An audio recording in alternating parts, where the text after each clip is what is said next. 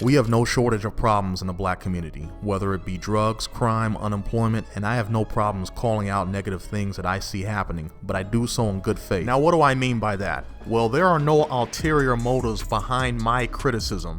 Now, I'm a black man that has some conservative leanings, so some of my opinions might be unpopular in the black community, but even when my criticism is harsh, it's not being done in some kind of attempt to try to suck up to people outside of the black community. I don't have this kind of mentality where it's like, hey, you know, if I talk about black people this kind of way, will white people be impressed by that? Will my standing increase? You know, if I go beyond criticism and badmouth black people, will I score points? You know, will white people like me more? I don't get down like that. When I criticize something in the black community, it's for two reasons. Number one, genuine concern for whatever is happening. Number two, a genuine desire to see things get better. But there are some black people who are definitely not on that hype. I call them the self-hating blacks, and there's plenty of them on YouTube. This black YouTuber, RuinedLeon, is in many ways the prototypical self-hating black. He's the guy you can definitely see probably sitting in front of the mirror crying, you know, why was I born black? Why'd you do this to me, Lord? For you white men out there, this is the kind of black guy you can get to wash and detail your car. You can hurl racial slurs at him,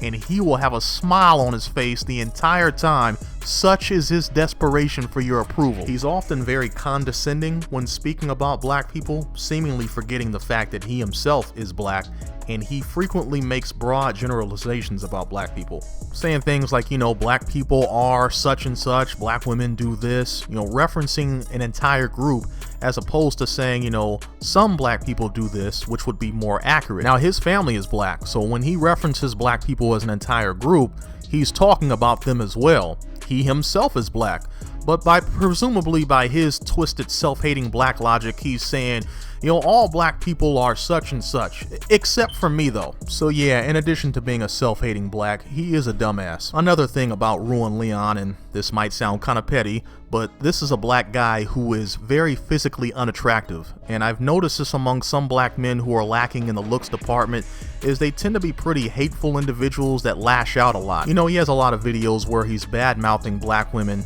This is one of those black guys where you take one look at him and you instantly know that no women are checking for him.